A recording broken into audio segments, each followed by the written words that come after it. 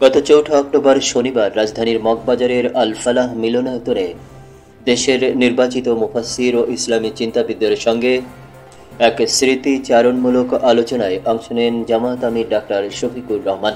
সেখানে উঠে আসে তার জীবনের এক বিস্ময়কর বাঁক বদলের গল্প।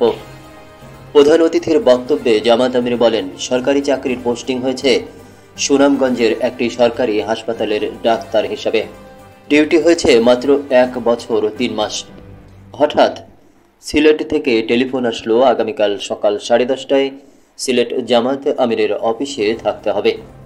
আমি নৌকা রিকশায় করে সুনামগঞ্জ থেকে সিলেট পৌঁছাতে 11:30 বেজে গিয়েছে।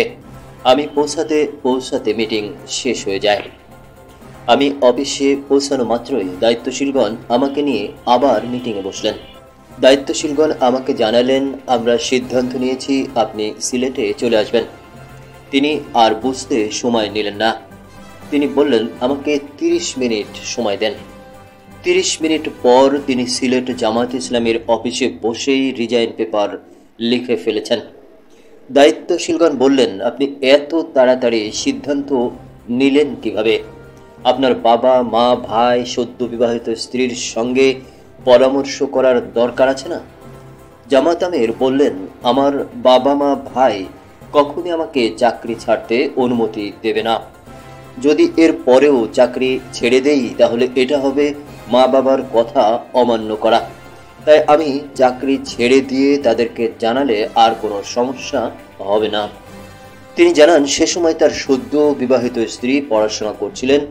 উপার্জনের অন্য কোনো পথ সেই মুহূর্তে আর খোলা ছিল না।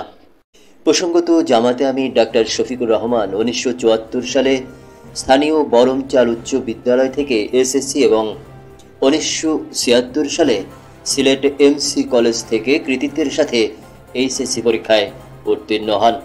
তিনি 1983 সালে সিলেট মেডিকেল কলেজ, বর্তমান এমএজি ওসমানী মেডিকেল কলেজ থেকে এমবিবিএস ডিগ্রি অর্জনের পর চিকিৎসা সেবার পাশাপাশি রাজনীতিতে আত্মনিয়োগ করেন।